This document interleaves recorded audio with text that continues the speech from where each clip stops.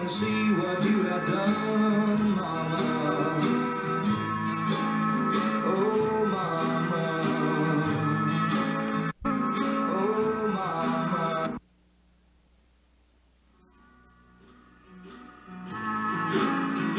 Who's the one who tied your shoe when you were young and knew just when to come and see what you have done, Mama?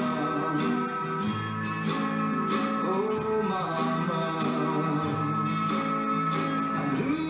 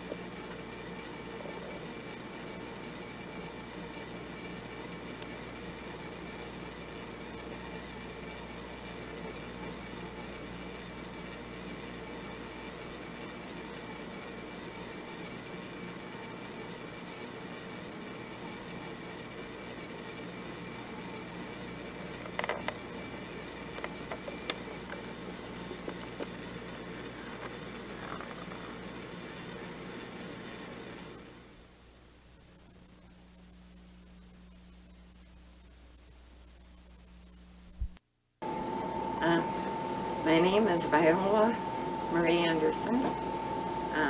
I was born May 26, 1919 to Jensen Elizabeth Andersen at St. Lucas Hospital in Faribault.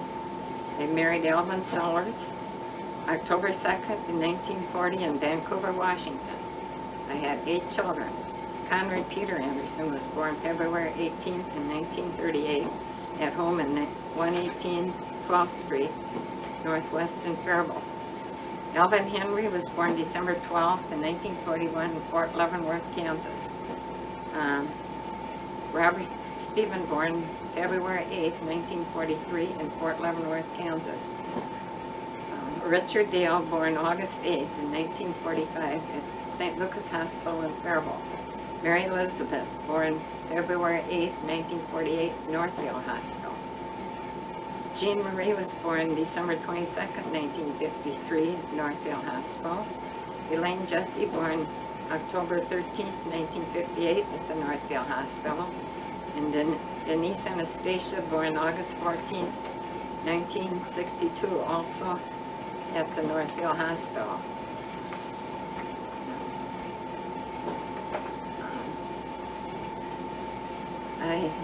I lived in Faribault, right across from McKinley School, where I went to school for, can't remember if I went to kindergarten or not. Sometimes I had it, sometimes I didn't. Anyway, I went to school for my first, second, and third grades there.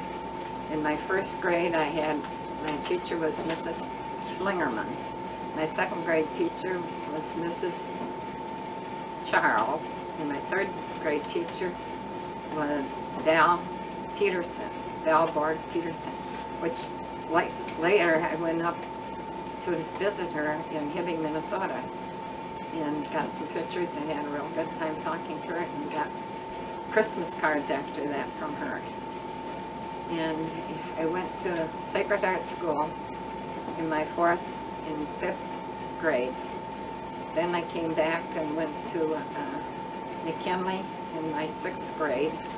Then I went back to Sacred Heart in my 7th and 8th grade, made my confirmation there and graduated there in 1933. Then I went on to high school for 9th, 10th, 11th, and 12th grades. Graduated in 1937. Do you remember your graduation commencement at all?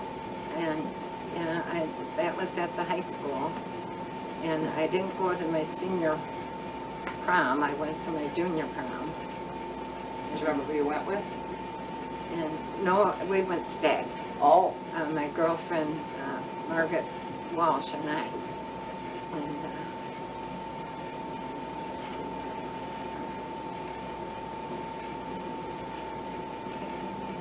else. And at that time, my best friend was Margaret Walsh. And now this is for my family. My brother Harold was born at home. He was the oldest? Yeah, You're the I'm the oldest. But you weren't born at home. No, I was born at St. Lucas.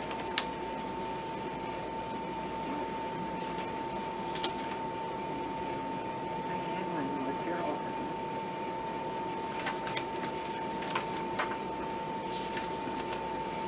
Here, let me see if I can find it over there. No, it's probably on a different paper. Yeah, it's right here. It's under Graham Andersen. It has all Harold's on the top part. Oh.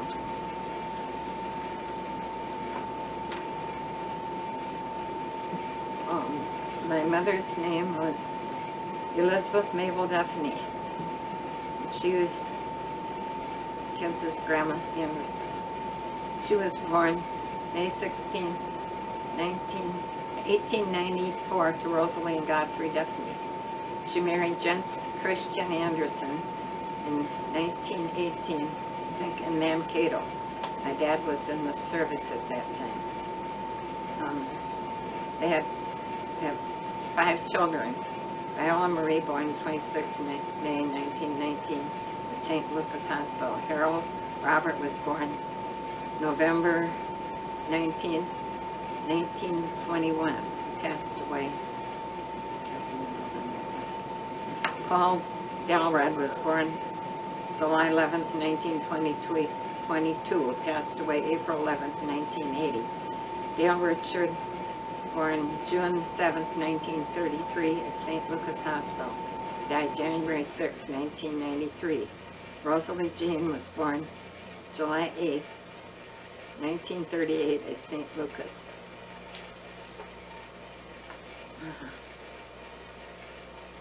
Grandpa Andersen.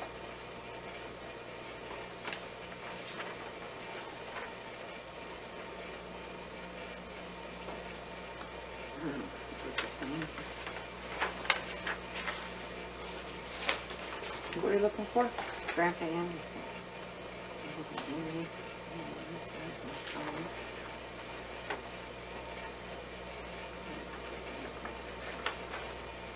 We didn't get Grandpa Andersen on there. No, I don't see him. He isn't in the notes. Grandma Andersen. Oh, what's That's that the one one? I just did. Nels Peter? Which one's Grandpa? Let's see. Yeah, Grandpa Andersen would be Nels Peter. Nice to meet you.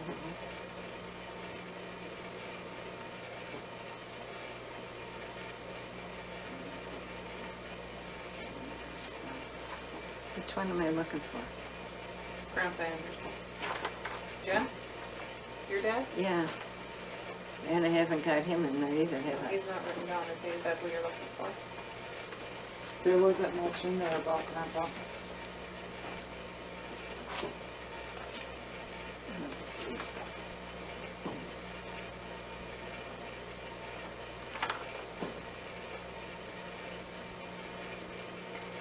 You got that shut off, I hope?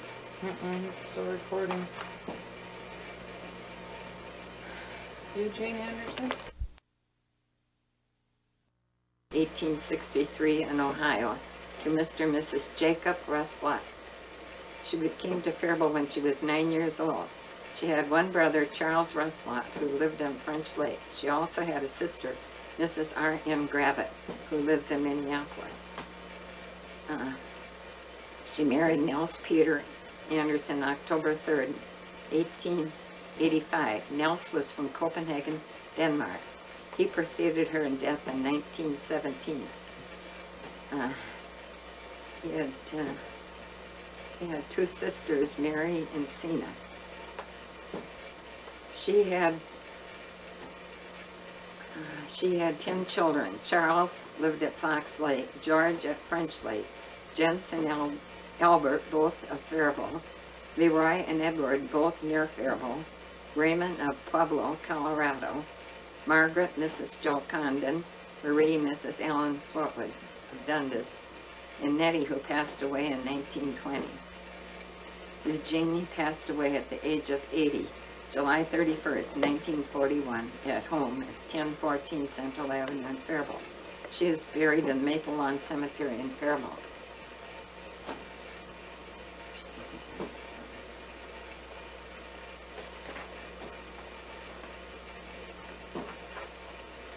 Should I do it? Grandma Daphne?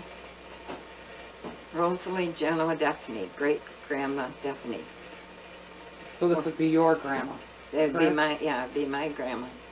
She was born February 8th, 1960 in Brussels, Belgium. She and her parents, Mr. and Mrs. P. Genoa, came to Faribault when she was 20 years old. She had two brothers, Elmer and Joe Genoa, and three sisters, Mrs. C.A. Rosette, Mrs. Jerry Carpenter, and Mrs. Clem St. Martin. She married Godfrey Daphne when she was 21 in 1881. She lived on a farm in Wheatland. Now her grandson Leonard Daphne's farm. I'm not for sure if that's the one, because in some of the other deals, they said she lived near Cody Lake, and he lives near Phillips Lake. She had 7 children, Wilford, William, Edward, Leonard is his son, Perrin. Let's see. or not, Rosalie Aurelia, Mrs. David Perrin, Laura, Mrs. Fred Odette, Lena, Mrs. Art Remillard, and Elizabeth, Mrs. Jens Christian Andersen. She also had 3 stepsons, Joe, Jim, and Jettie Duffney. Grandma Duffney lived with her grandma and grandpa at, She came and lived with our grandma and grandpa, with your mom and yeah, dad? great grandma Duffney lived with grandma and grandpa at 118 North 12th Street in Fairville for 6 years after moving from Wheatland. She passed away October 16, 1920, and is buried in St. Lawrence Cemetery in Fairville with her husband Godfrey, who passed away on May 17, 1917. I didn't know either one of my grandfathers. So you didn't know your grandma either, because you were only like a year old Yeah, I when she died. wasn't too old when she died. I knew Grandma Andersen. So you remember your dad's mom? Yeah, I remember her. What was We- she like? She lived over on Central Avenue, and I remember when they put the new road through from Northfield to Fairville, and they made a cement road, and I used to go over and sit in front of her place and watch them pave the pavement out in front. And then we would come over to her place, and she had, in the kitchen, she had what they called a salt cellar. And she had this heavy salt in it, and she'd make cabbage salad or something, and she'd put the cabbage heart next to that, and the first one of us kids that came over there got the cabbage heart.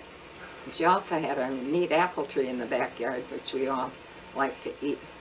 And she had a little mold on the side of her face, like I had, only hers is bigger. And I always wanted to touch it, but she wouldn't let me. And she had, in the front room, she had a bowl with goldfish in, and she had a great big rubber plant that I can remember there. And then they heated with a furnace, and it had a big opening between the kitchen and living room, I think it was, or dining room or something. And they had a little deal on the wall that you could turn, and it had a couple little chains on both sides, and I used to get over there and move it up, and I'd get my fingers tapped for doing that, because she had it at a certain temperature and she wanted to leave it there. And she had pictures on the walls of her kids when they were growing up. The boys, I think it was Albert and Raymond, and they had long curly hair, and they had it in curls, and they had a big ribbon in the top of their head. In the picture over there. And they had short pants, long stockings, and high shoes. And I remember seeing that picture. yeah, you got it, I think. Yeah. And let's see. And I remember. I don't remember too much of Grandma Duffney, but I do remember on the kitchen. It was an old kitchen before they got remodeled, and on the windowsill there was a corncob pipe, and I asked my mother at one time, who'd that belong to? And she said it belonged to Grandma Duffney. Grandma Duffney used to smoke a corncob pipe. Did you really? That's what she told me. I don't know if anybody else knew about it. And we had, at that time, we had a coal shed. Oh yeah, and we had an outside biffy, they called it. And we had 2 holes, so we were pretty lucky there. And we had the old Sears catalog and, for wiping purposes. And sometimes ours was attached to the shed, to the coal shed and the wood shed. So on Halloween, a lot of times the boys would tip these over, but they couldn't tip ours over because it was attached to the shed. And let's see what else. Oh yeah, I never got to go to a birthday party, but I was over to Grandma Andersen's one time, and my brother Harold went to one that a little boy around the corner from Grandma's was at, and his name was Kaiser. Right, I think it was Brian Kaiser. And I stuck around out there till I got invited in for some cake and ice cream, and I think that was the only birthday party I ever went to. I think my brother was kind of upset with me, but anyway, I got the cake and ice cream. Let's see, what else is there? Let's see, Mary Elizabeth, should I do this? Mary Elizabeth Parsons McCollum. Okay, and who's that? That's Grandma Sellers' mother. Okay, so this is Dad's grandma. Yeah, this would be Dad's grandma. She was born to Thomas and Lucy Parsons, November 27th, 1866 in Pennsylvania. She was a Pennsylvania one. I never realized that. She moved to Worthington when she was 4 years old, and she grew up and attended school there. She had two brothers, Sidney and Bernard Parsons. I met Sidney, and I had a picture of Sidney and his wife. And I never met Bernard. She had four sisters, Mrs. Grace Pfeiffer. Yeah, I wondered, P- Pfeiffer, just like Lisa's husband. Yeah. No, that's Fleeger. Oh, it's Fleeger. Oh. Never mind. This is Pfiefffer. And Mabel Maybe it's Rochette. related to the beer. Mabel Rochette, Emily, Mrs. Hazel Paulson, Lewis, and Mrs. Rena McKittrey, all of Minneapolis. I met that Mrs. McKittrey. She came down to see me, and I think I lived here. And she married Henry McCollum on November 22nd, 1881. They lived in Worthington several years before moving to Minneapolis, and then lived on a farm in Millisburg. Henry died in 1925. She later moved to Dundas. She lived in Rice County for 60 years. She founded and taught Sunday school at St. John's Church near Millisburg. She joined the Methodist Church in Dundas, and she started school there too for Sunday school? Sunday school. And she taught, what's her name? The Sellers girl at Marilyn? Marilyn and Ruth Ann Sellers. She taught them there at Sunday school. And they sang in kind of a choir there, I think. She had 7 children. Ines L. Dorrance of Sheldon, North Dakota. Mary, Mrs. Herman Fechner of Minneapolis. They had a, what was it there? They had where they had flowers and A greenhouse? a greenhouse. And that's the first time I ever saw one of those flowers there. What do they call them? Bird to Paradise? Bird of Paradise, yeah. And Florence, that's Mrs. David Andersen. That was Jesse's sister, and she later adopted Jesse's son, Robert. Yeah, you've got that noted in here. And Uncle Bob, but we didn't know we had. yeah, and then Jesse, Mrs. Elmer Carl Sellers, Northfield. Eva, Mrs. George Jacobs of Dundas. Arthur Charles of both of St. Paul.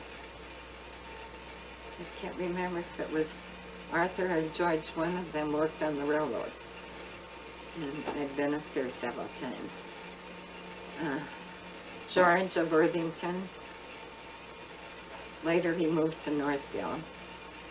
And Clarence of Mason City, Iowa.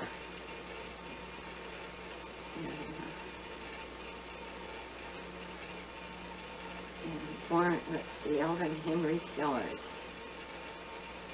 He was born November 6, 1917, to George and Jesse McCollum Sellers in Rice County. He had 3 brothers, Floyd, Robert, and Robert was later adopted by her sister Florence, Mrs. David Andersen. So was he Grandpa's son? Yeah, Okay. and Do you know why they adopted him out? no, at Bob's wedding, I think it was, somebody asked Florence if Bob was Jess's son, and Florence says yes, but I wouldn't thank her for it. And I thought that was awful. I heard this through the grapevine, and I think Jess felt pretty bad about it. But she didn't want to adopt him out, but after her and George were divorced, she just couldn't take care of all three of them, and she worked in this, at the, what they called it, I don't know, it was the blind school. I think it was, they called it the feeble-minded school in Faribault. She worked there, and she took care of them. And then Florence didn't have any children, so she adopted him and another girl from someone else. So Grandpa George left Grandma, Yeah. and did he, I thought he took Floyd with him when he, did he go join the circus or he something? did. When he first left, he took Floyd with him, and they joined the circus. And then he brought Floyd back again, and then Jess took care of Alvin and Floyd, and then she married Carl, or Elmer, after he came back from the World War I. No, Grandpa Elmer, Ruth Elmer? Yeah. Or a different Elmer? No, No, the no, one no. that was married to, So Grandpa, I didn't know he was married to Grandma Jessie at one time. yes, Yeah, he And saw, then Grandma that's where- Jessie died and he married Ruth? yeah, yeah, but Because that's Ruth where were- we got Jerry and Uncle Salty, was from Elmer with, and yeah, Jesse. yeah. So Jerry and Dad don't have the same dad? No, they're No. half brothers. I half didn't sisters. know that. Yeah, Really? I thought all this time you knew that. He had- No. he had three brothers: Floyd, Elmer, Sidney, Robert Sellers, Andersen, adopted by Jesse's sister Florence McCollum Anderson. He No, died. Bob died, right? Huh? Bob died.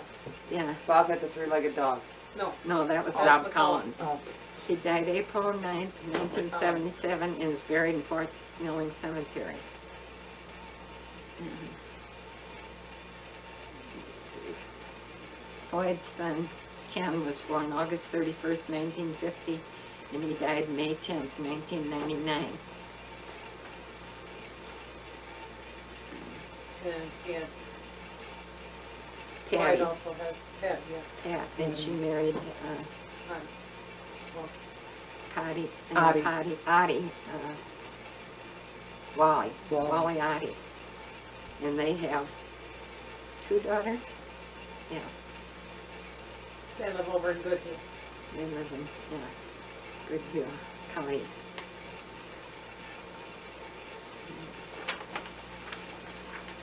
So what's the scoop on Elmer then? I thought he was supposed to have been adopted or something, but he was really illegitimate or something? Well, as I heard it at one time, that Grandma was, was married to, was it a Schroeder or something like that? And that was Elmer's dad, as I understood it. I'm not for sure on that. But, Which grandma? Grandma Emma, Grandma Emma. Is Elmer. that's Pete's. Pete, Pete Sellers, that would have been George's brother. Okay. Al's dad's brother, Pete, and she married, let's see, how did I go? That was one of, that's what the Sellers girl has got all that information that I sent out, Okay. so that's that for now until I can find some more information. And then was she the Parsons? Did she take an American or a regular name? Because it was just like a no-no to be married to an Indian back then? No, That gum is really hard. I can't have any of my teeth.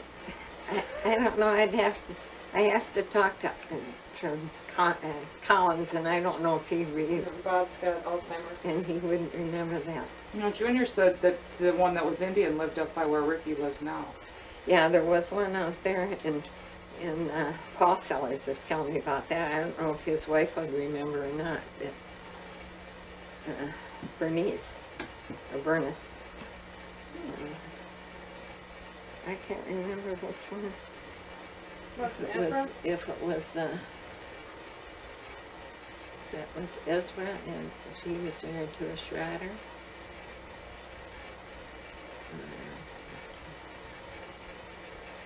And I met, have you got that turned on? Mm-hmm. I met Alvin one time, Dorothy came down and Dorothy.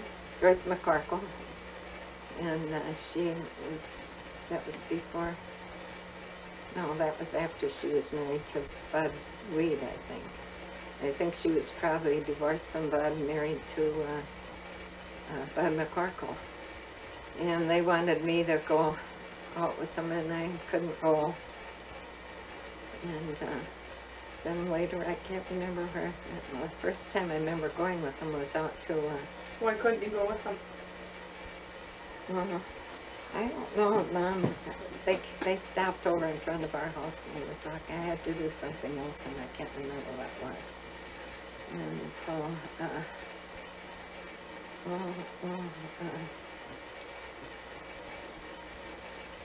Were you still in high school when you met Dad? Or were you out of high school? I was still in high school. Oh, no, was it right after I graduated? Probably right after I graduated. It was, yeah. And she came down and we couldn't go, but then I met her someplace else after that, and we went out to the dance out at, it was a little dance hall out on the other side of Fairville. Gingham Inn, I think they called it, the Gingham Inn. And I started going with him then, and then he,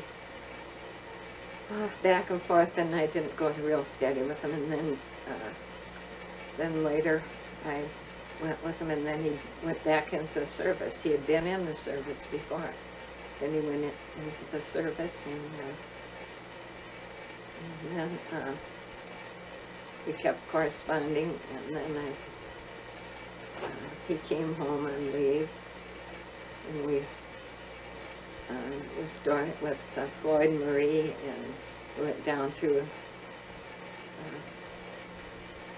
Arboretum and had some pictures taken on that swinging bridge down there, but that isn't there anymore. Yeah, Yeah, the bridges with are Marie and I and Al See was the pictures. taken Wow. on that, yeah. And then he went back and then asked me to come out, so I left the first part of July with one of the other girls was going out to meet her boyfriend, and Al was in Fort,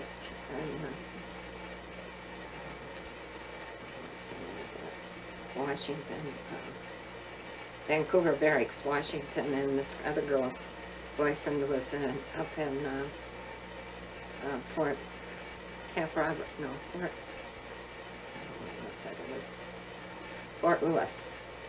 And so we rode the train all the way out to, when we first came into Washington, and she had to get off the train to go to Fort Lewis, and then I went around to Vancouver and worked for, well, Al told me that it was Major Salzman, but he wasn't a major yet, he was just a captain. I got caught calling him major one time, and I got corrected on it. And I got caught talking to Mrs. Salzman, and I called her Grace because that was her name. And then I got called on that too, because in the service you didn't call them by their first names, you called them by Mrs. Mm-hmm. and whatever their proper name was. Oh, they didn't have their own identities then. Mm-hmm. Yeah. So and of course, and Al, I was a maid, and I remember polishing silver out there one day, and I was polishing away on it. The major says, use a little more elbow grease. And so I polished a little harder, and he said, you know, I had someone working for me one time, and I told them to do that, and they asked me where I kept it. The major was a pretty good cook. I said, I made goulash, and I thought that was great, but they didn't care for it. So after that, the major started cooking. And you and Dad weren't married at that point? No, we got married, and I was out there the first part of July, August. And we applied for, we had to wait for 2 or 3 months, and so we applied for a marriage license, and then the first of the second. But the major didn't know, or the captain didn't know you weren't married? No, they didn't know that. They assumed But they you knew were married. Yeah, they knew I had butch. And I said he was home with my mother, which he was. And how old was Butch at that time, too? Oh, yeah, he must have been, too. He was born in February, And 38. 38, and And this was 40. so he was 2. And so, well then, they, when was it, in 40, 30, 30, 40. And 41, oh, Jim was born in 41, so it couldn't have been. The latter part of 40, the major captain went to Fort Benning, Georgia to get his major promotion there, and they were shipped up to Fort Lewis, Washington, and they had Alvin stay behind, and they put him on, what was it, duty where, I can't remember what that was, it was,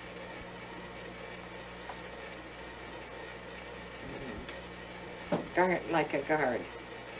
And so him and Mrs. Salzman sat in the front seat, and I and the dog, Fury, sat in the back seat, and we drove to Fort Lewis, Washington, and we lived right above the river, or we drove to Olympia.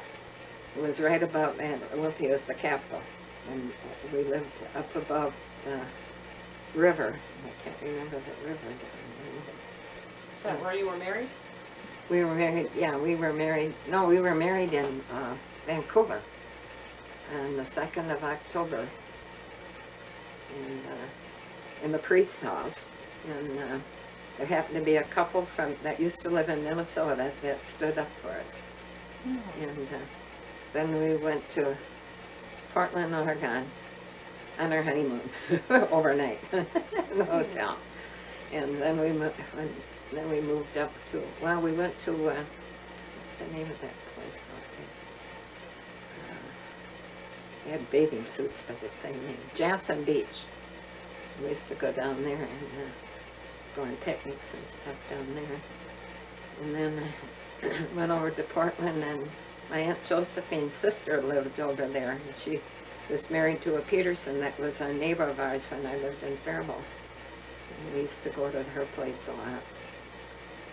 And then we went up to Fort Lewis, went to Olympia. We lived right next door to a doctor, and I went to him and had my tonsils out and spit up in the sink, and he said to me they had to get the plumber, and I was the only one that ever plugged up his sink. And he said, I tell you one thing, girl, you'll never bleed to death because your blood coagulates so fast. And then while we were there, we went to a dance and met Duke Ellington and Ivy Andersen. There's another guy there that played in the band. And we sat next to the band on the table there, and during the intermission they came over and talked to us. And Ivy and this other guy said, you know, when we go down and play in the southern part of the States, we can't eat with the rest of people. We have to go out in the kitchen and eat, because they were black, you know. And so and then I got Duke Ellington signed his name on the back of one of Al's things that he had to give out to. They had to have passes, and he had signed his name on that, and I still have it. Oh, do you really? Mary's eyeing it, but she ain't getting it. You hear that, Mary? It's mine. I'm taking it with me. Well, that's neat. Oh, that's wonderful, yeah. Yeah, and I can't remember some of the names of the songs, but Did you and Dad dance then? oh yeah, we danced. Some of the other guys went with us. That was in the service too. Is that what's called now swing dance? Probably was. And what was it? some other things there that I wanted to say, but I can't remember them.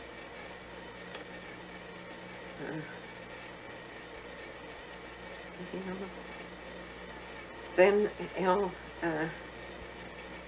Al was transferred to Camp Roberts, California, and I went down by bus there. And when I got there, we lived with it's Helen Hunt was her name. We lived in a little place there. There was 2 different families living there, and we had a bedroom and a kitchen and shared a bath with another couple. And we moved to, they had, can't remember who that was. I've got it some of my books where it's something to do with it was the 4th of July or something, and they had a big deal out at Camp Roberts, and they had some people from Hollywood that was out there, but I can't remember the names of those guys. I've got them in one of my books that I got, scrapbooks. And then Al was transferred to Fort Leavenworth, Kansas, and so I came home first then, and I stayed with my parents and with Al's parents, and then on the first part of, I stayed with Jess and Elmer, and first part of December, I was going to go and join Al at Fort Leavenworth, Kansas, and Al's mother, Jessie, said, "You go up to the doctor's office and see if it's safe for you to travel at this time." So I went up, and he told me if he was my wife, he wouldn't be traveling. I come home, "Oh yeah, it's okay to go." I'm assuming you were pregnant. Yes. Junior. Well, Yeah, he with was born Junior. the 12th. Yeah, this was 1st of December, and I went down by train, and Al met me, and we got this little, it was 2 rooms up over a Negro undertaking parlor. With this, the man and his daughter, I think his wife had passed away, and they said, anytime you need to use the phone, we didn't have a phone, you come down and use it, don't make any time of the night or anything. And so we were there, but let's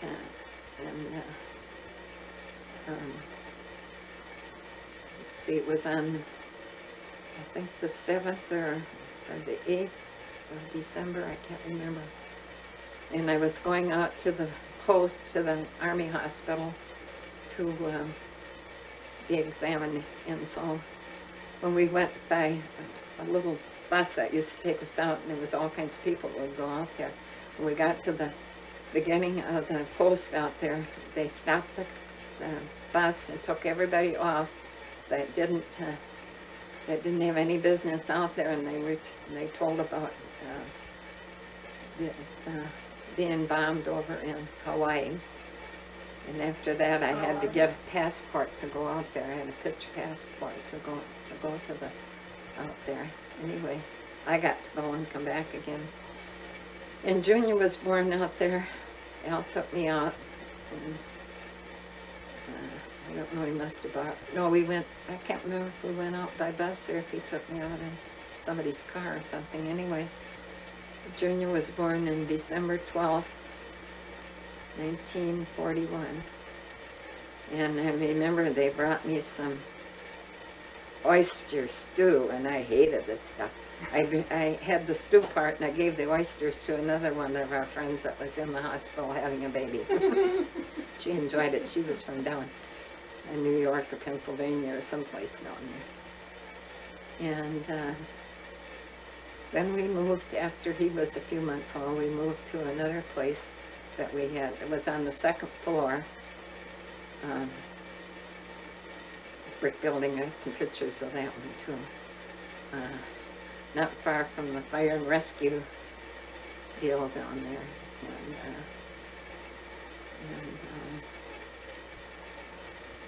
Then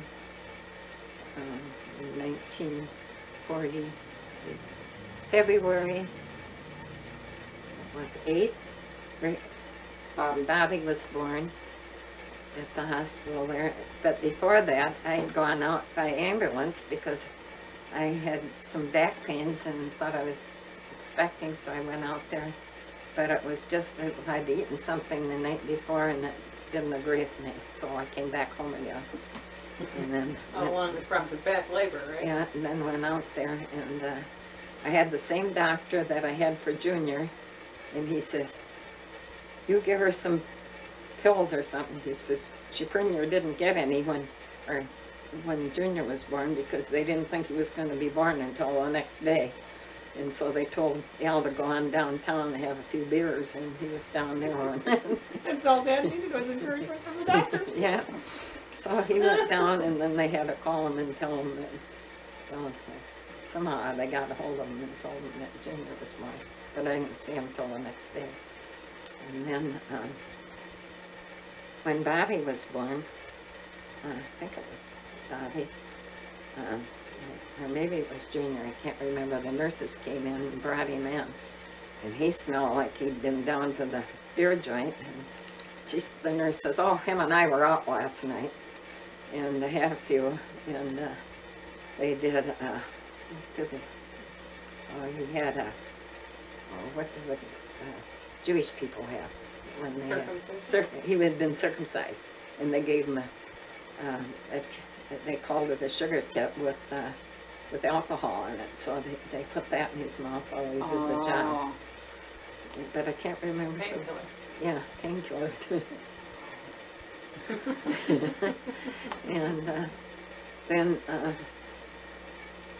Junior, I think, Eva, let's see. No, Jess and Elmer came down and got Junior and took him back a little while after Bobby was born, and took him back to here, back to Northfield with him for a month or so, and then Eva brought him back. She came back on the train, I think, and she brought him back to us. Oh, that's why Junior was always Eva's favorite. Yeah. And let's see what else. Well, and then we moved back. Al got transferred to Charleston, South Carolina. And we moved back, and Elmer and Jess came down with their little, I think it was a 36 Ford or something, and we had the potty chair right up on top of the roof of the car. It was wide open, coming all the way home. And we took sandwiches along and stopped along the way and had our little deals to eat. Then got back and I stayed with Jess and Elmer for a while, and then they worked at the Malto-Mill plant for a month or so and made enough money to go down to Charleston, South Carolina to see Al. And on the bus, on the train, there was a lot of servicemen on there. People were walking by and they wouldn't get it. Some of the servicemen were taking 2 seats like that, you know. Well, nothing came by, and I got to talk to him, and I said I was going down to see Al, and that one got up and put his feet down and let me sit down. Because you were Serviceman's wife, you know. And we went through some of the back country, and so many little kids would come running out of these kind of shacks, you know. That you didn't think there'd be that many people in them, but they lived, I don't know. Anyhow, I got down there, we stayed in, it was an old kind of a mansion. We had 1 room, and I got to go out to, I went swimming out there at Myrtle Beach, South Carolina. I got to go swimming there and came back. Went downtown one time to have coffee and saw him bringing the water back to make the coffee. It was kind of oily, and didn't care too much for that. And then the streets were so narrow, you could smell that gas from them. And I said, I'm not going to bring my family down here. Besides, they didn't like us damn Yankees anyway.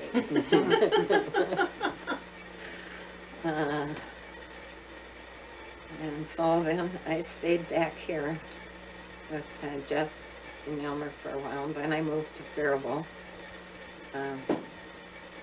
just about 3-4 blocks from where my folks lived. It was just a half a block from St. Lawrence Church. And they had a living room and a kitchen and shared the bathroom upstairs. And that's where Rick was born. And I didn't have a telephone, but the people living next to me had one. So I had to wake them up in the morning. At that time, my folks had a telephone. After my sister was born, they got a telephone. They never had one before. And so I went in and used the phone and called my folks. And then I started walking down, and Paul came along and then took me up to the hospital. And I had Rick, and he was born August 8th, 1945 at St. Lucas Hospital. And then there was Junior and Bobby and I and Rick. And we lived there till Al came home from the service. Well, Al went over to the Philippines then, and he was in the service over there. Floyd was in the service over there too. And then he came home and let's see, he was 45, I think it was. He was born in August. Al came home, I think it was October, sometime. It wasn't too long after Rick was born. And he worked. They had a bunch of the guys got together and put in $100 and started a shop down there where they made things out of wood. The Faribault, well, they have it out on Highway on 21 now. The Faribault Manufacturing Company they have. But they had that one downtown to start out with. It was upstairs.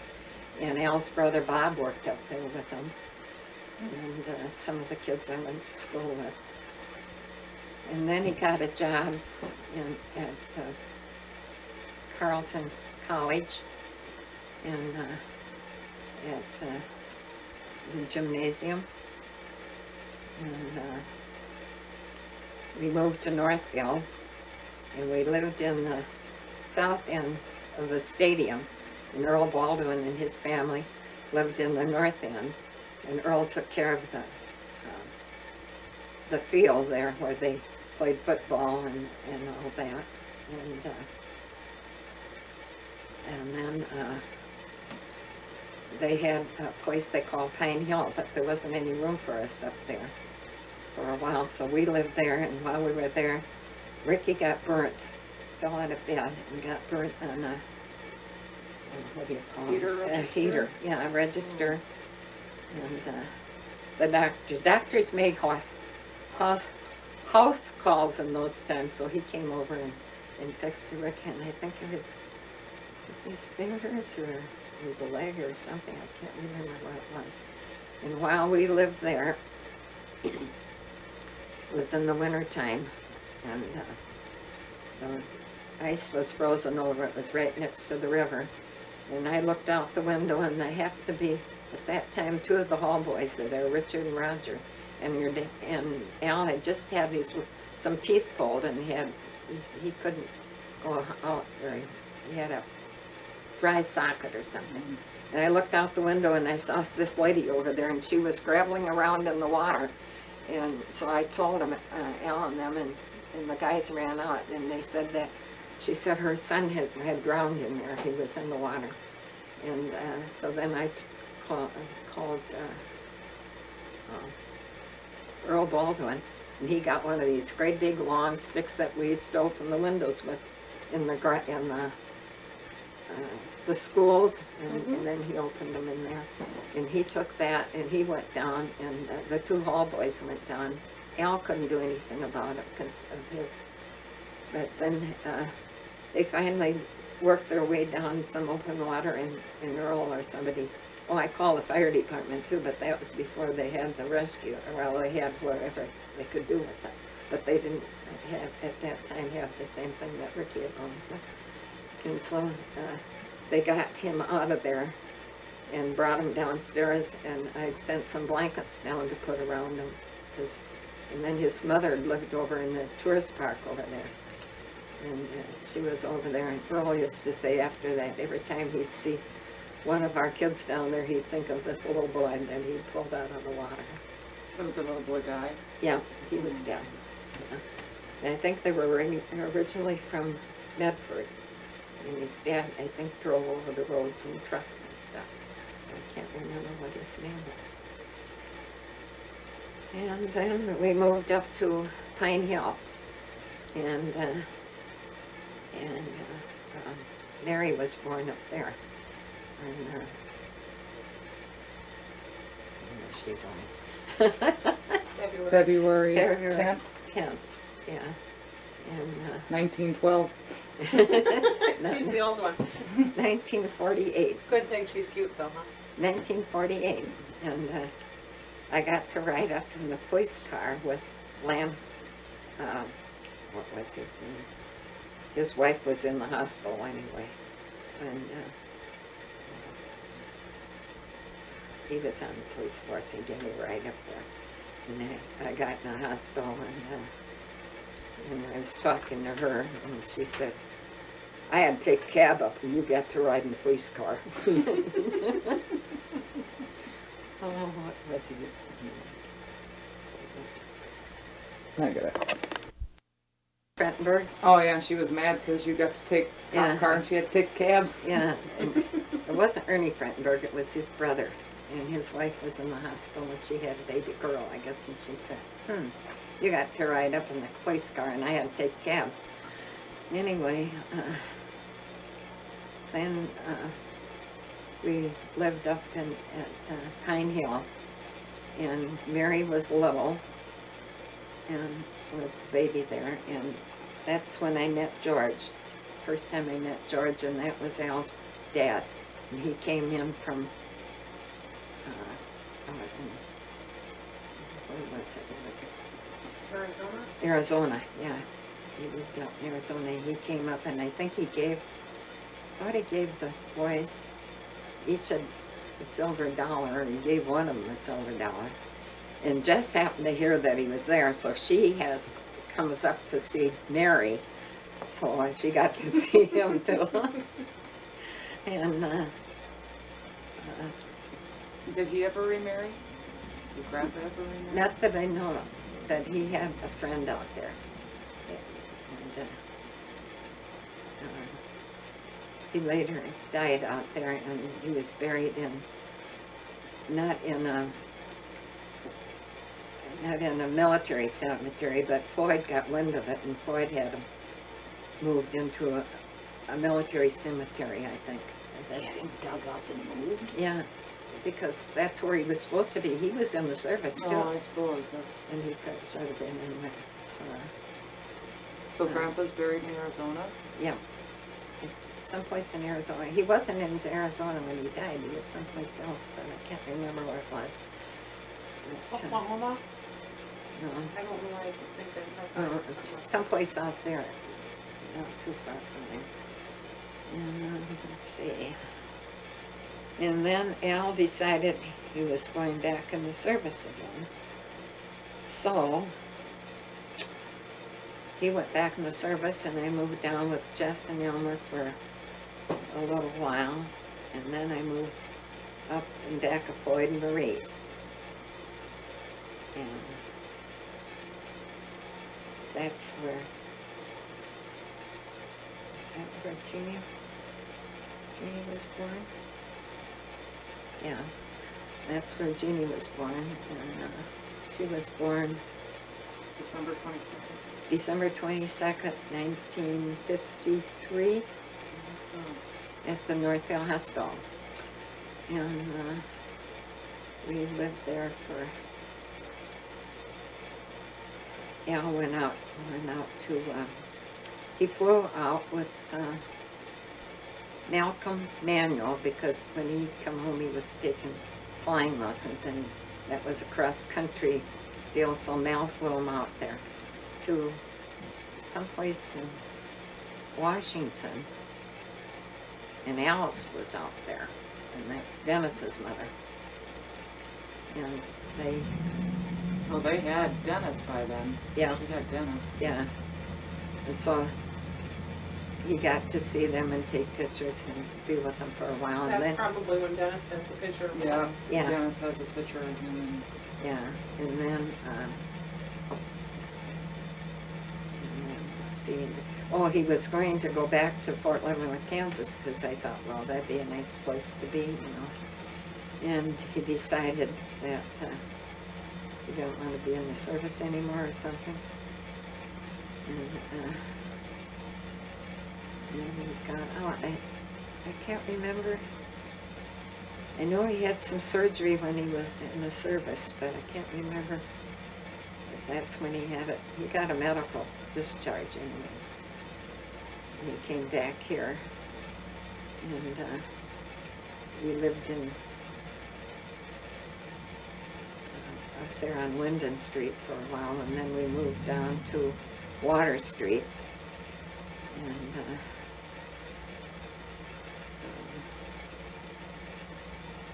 Denise and Elaine, yeah, you were born down there on October 13th, 1957.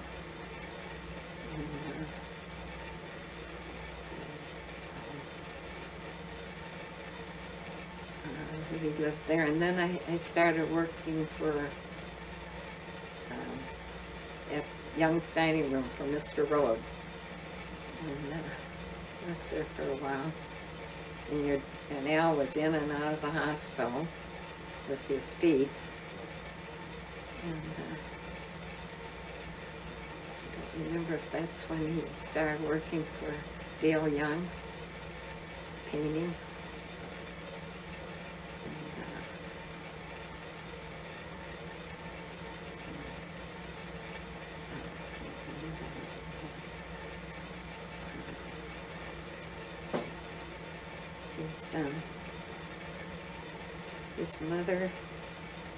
His mother died when we were down there, because I remember he got the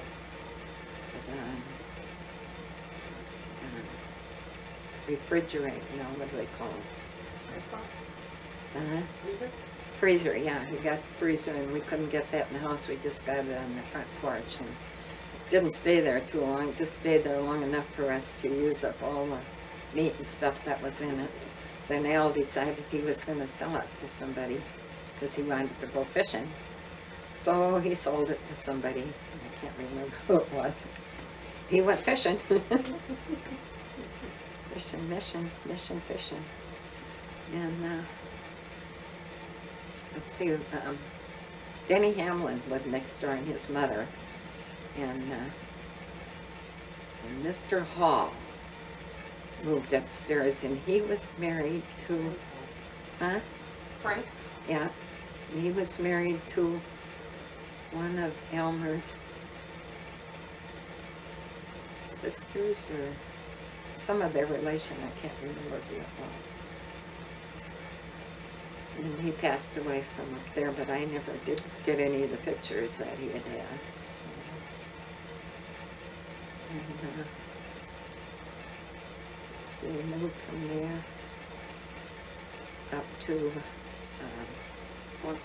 4th Street, 414 4th Street, across from Schilling's. And the Hansons lived across from me, and the Halversons lived over there. And Grandma Johnston, Jewel's mother, lived on the other side of me. And there's the ones up there with the race car. Williams lived up there with the race cars. That's when Lucy was born. And Macy was born in 1962, August 14th, at the Northfield Hospital. And we lived there until Al died, and then the kids had sale down there and sold a bunch of stuff, and I moved up that number 44 Pine Hill. No, 44 Viking Terrace. I got out of Pine Hill, moved to a different one. And I'm still living there. And I've enjoyed my family. And Junior lives in Nearstrand. Butch lives in Rochester. And Mary lives in Faribault. And the rest of the kids live here, around here. Ricky lives out on County Road, Cannon City Boulevard, or whatever it is. Bobby lives out on the Ken Folks' farm.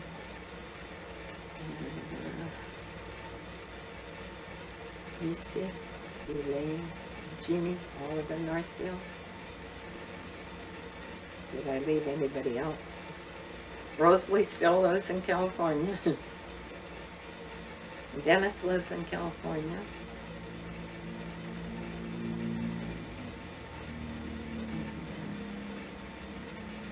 And as I always told the kids, when I go, I want them to say this little ditty for me. Oh, no, we're Always not. Mary, never glum. She chews her daily gum.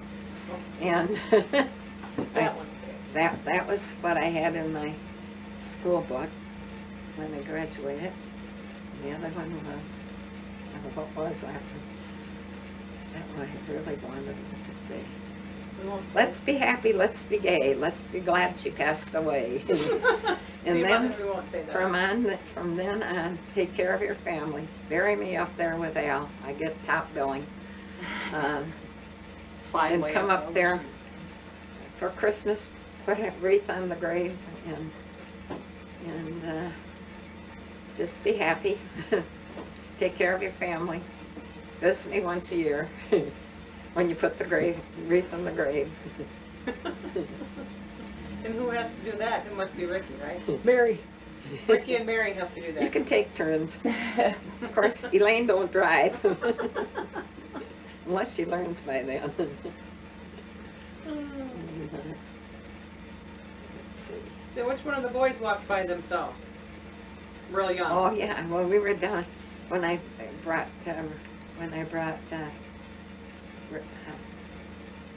Ricky. When I brought Ricky home from the hospital, we lived with Jess, and she had a bedroom downstairs, and I had him in the other room, and then they had a Davenport out in the living room, or the living room, I guess it was. I was out in the kitchen working, and I came back in. Here was Ricky laying on the Davenport, and I said, my God, how did he get out there? There wasn't anybody in there but June. June says, I don't know, he must have walked. Looked at me with those big eyes. I don't know, he must have walked. And I hear Dad did a bit of flying with you at some point, and you took Ricky along with you?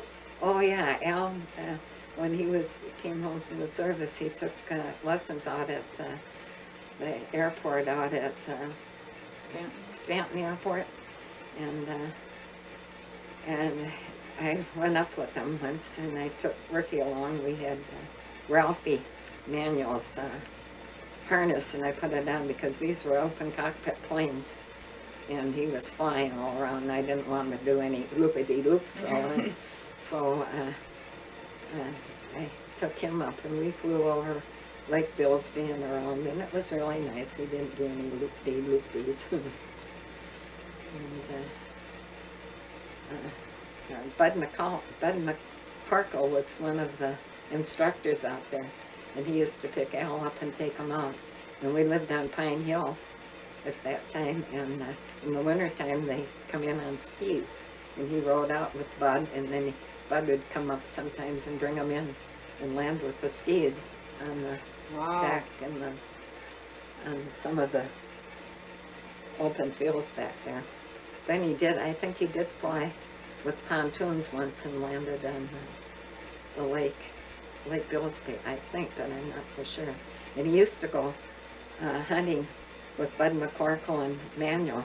They go fox hunting in the plane, and they'd see the fox, and they'd land the plane and shoot. I don't know if they ever got any fox or not, I didn't see any.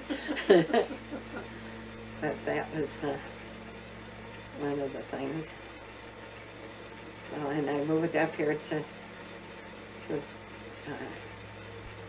44 Viking, and a year or two ago, my friend Dorothy Christensen McCorkle moved up here, and we have our get-togethers, our class of 37 get-togethers down at Wimpy's every second Monday of the month. So Dorothy and I get to go down there. And she drives, of course, because I don't. And we go around garage sailing and going different places. And she's still driving, so. And I have a print, the only colored print that was made of a Jesse James deal, and Dorothy's son, Chuck Weed, made it. And I kept after Dorothy to get me one of those prints, and she said, oh yeah, I forgot to ask him, because Chuck didn't live here. And I kept at her, and then one Christmas, she came over and brought me this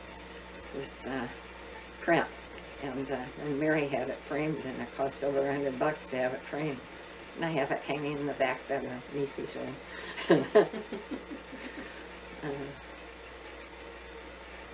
And I'm enjoying my grandkids and great-grandkids. Enjoyed Jessica and her swimming, and Jeremy and his hockey, and Scott and Jeremy and their footballs, and I still can see Floyd always wanted to go to see the kids play football, and he was sick, and it was on Thanksgiving that Bobby had Junior or Bobby had stopped over to see him, and that's the day he went to the hospital. I think he passed away. Anyway, we went, the kids had a game up at the city's. Prep ball. The what? Prep ball. The prep ball. And we were behind, who did we play? I can't remember. Detroit Lakes. Anyway, we were way down there, and Detroit Lakes was about ready to make another touchdown, and I said to Floyd, do something, Floyd. I says, we're way behind, and about that time, Scott picked up the ball and scooted all the way down the field. Wow, was that something? I really enjoyed that. And I kept going, go Scott, go Scott. Of course, it was always teamwork in all those football games. And that, I think, was one of the longest runs that was ever made up there, wasn't it? Until this year. Until this year. 88-yard fumble recovery. Yeah. Now there's a 90-yard. And his was 88 yards. And I still enjoy him. I still got one of his books here because he went in the service. I mean, he went in the college, and then not service, into college. And and Jeremy didn't, well, I didn't get a book out for him, but he didn't stay in college very long. And so I still got a book for him in there. It's getting kind of yellow. And I've made books of both Scott and Jeremy. I think we had a get-together down at the VFW on Christmas Eve one year when we roasted both of them. Yeah, Bobby did a fine job. Bobby did a real good job in there, and I gave them both. Both of them had 3 scrapbooks, and I gave Jessica hers, and I gave Bobby his. I gave Bobby his not too long ago. I gave Ricky his because of the diving and all that stuff, let's